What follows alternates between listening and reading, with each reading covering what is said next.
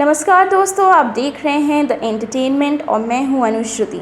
एक वक्त था जब रणभूमि के लिए निकलने से पहले जम्मू की सेनाएं मां बावे वाली माता के मंदिर में माथा टेका करती थी। आज भी लोग मन्नत पूरी होने पर यहां बकरी की बलि चढ़ाते हैं, पर इस तरह की बकरी भी जीवित रहे और शुक्राना भी हो जाए।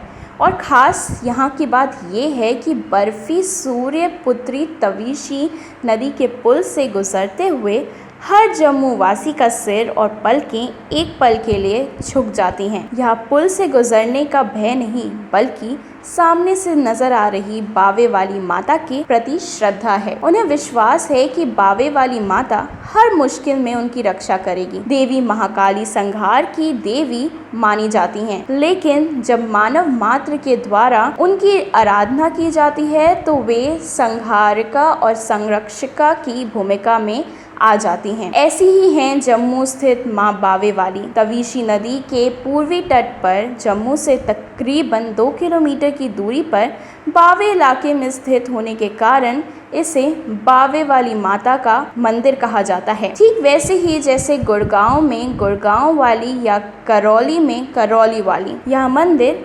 ऐतिहासिक बाहू किले के भीतर स्थित है। जम्मू राज्य के संस्थापक रहे राजा जम्बूलोचन के बड़े भाई बाहुलोचन के नाम पर इस किले का नाम है। मान्यता है कि जम्मू राज्य को अपनी राजधानी बनाने के बाद जब राजा ने देवी की मूर्ति का मुंह अपने नए महल मुबारक मंडी की ओर करना चाहा तो वे लगातार असफल रहे। अंत में उन्होंने हाथियों की सहायता से देवी शिला को हिलाना चाहा, परंतु जब भी हाथियों शिला को खींचते तो वे दर्द से चिंघाड़ने लगते। अंत में यह फैसला हुआ कि शक्ति यहीं स्थापित रहेगी। तब से आज तक शक्ति रूप में यही हैं जम्मू वासियों की आराध्या। बाहू किले के भीतर इस मंदिर की स्थापना वर्ष 1822 से बताई जाती है। मंदिर के भीतर स्थापित शिला आदि कालीन है, लेकिन इस मंदिर का निर्माण महाराजा गुलाब सिंह के समय का बताया जाता है। मंदिर उत्तरोत्तर विकास की ओर है। पर्यटकों की सुविधा को देखते हुए अब संपूर्ण ट्रैक पक्का करवा दिया गया है। कई कमरे और नए मंदिर भी मंदिर प्रांगण में बना दिए गए हैं, परंतु विकास की धूल कुछ ऐतिहासिक तथ्यों को ढक भी रही है। प्राचीन समय में वैष्णो देवी यात्रा केवल तीर्थ के तौर पर ही की जाती थी और इसका एक विशेष सर्किल होता था, जिसकी शुरुआत नगरोटा स्थित कौल कंडोली मंदिर से होती थी, जबकि अंत यहाँ बावे वाली माता मंदिर में। वैष्णो देवी में मिलने वाले प्रसाद को जब बावे वाली माता मंदिर के प्रसाद के साथ मिलाया जाता था तभी उसे पूर्ण समझा जाता था। आज भी लोग बच्चों के मुंडन संस्कार और नवविवाहित जोड़ों को आशीर्वाद दिलवाने बावे वाली माता के चरणों में आते हैं। जम्मू कश्मीर उन प्रगतिशील राज्यों में से है जो सुधारवादी फैसलों में अग्रणी। देश के अनेक शक्ति स्थलों की तरह यहाँ भी बलि प्रथा प्रचलित रहा है, लेकिन जिस बकरी को एक ही घाट पर शेर के साथ पानी पीते देख राजा जम्बूलोचन को अपनी राजधानी बसाने का ख्याल आया, उसी राज्य में बकरी की हत्या कैसे की जा सकती थी। इसलिए यहाँ बलि का एक अनूठा अंदाज अपनाया गया। बलि के लिए लाई गई बकरी को मंदिर के सामने निर्मित अहाते में बांध दिया जाता है और उस पर पानी की छींटे मारे जाती है। बकरी जब कपाकर अपने शरीर के बालों को झटकती है तो मान लिया जाता है कि देवी ने बलि स्वीकार कर ली। बावे वाली माता मंदिर के लिए प्रस्थान करते हुए आप देखेंगे कि दोनों ओर मावे की बर्फी के ढेरों दुकानें हैं। वास्तव में यही है बावे वाली माता के मंदिर का प्रसाद। मावे की यह बर्फी खुले बाजार में मिलने वाली बर्फी से बिल्कुल अलग है। इसे बनाने वाले भी खास हैं और बेचने वाले भी।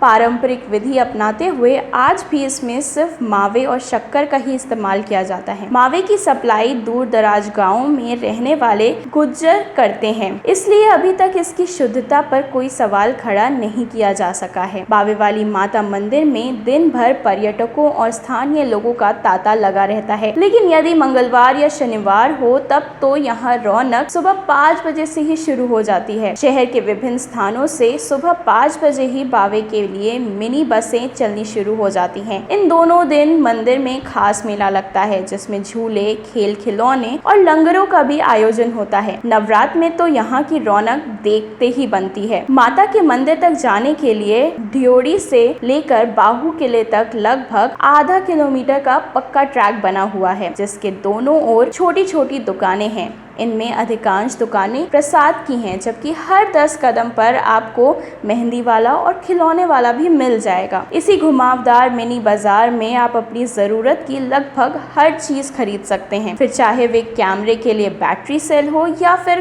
गर्म कंबल। जम्मू की खास मानी जाने वाली कचालू की चाट यहाँ भी उपलब्ध है। इसके अलावा कुलचा छोले, कलाड़ी कुलचा, फ्रूट चाट, पूरी छोले सहित कई व्यंजनों का स्वाद यहाँ लिया जा सकता है। माता के दर्शन के बाद ढियोड़ी से उतरते हुए यदि आप सामने नज़र दौड़ाएं तो ढेरों की संख्या में आपको छोटे छोटे खोमचे और रेहड़ी वाले नज़र आ जाएंगे जिनके पास बर्गर, आइसक्रीम से लेकर गोलगप्पे तक का स्वाद मौजूद रहता है। माता के दर्शन के बाद आप यही मुगल गार्डन और फिश एक्वेरियम का भी आनंद उठा सकते हैं। माता की ढियोड़ी से नीचे उतरकर थोड़ी सी दूर पर बागे बाहू मौजूद है।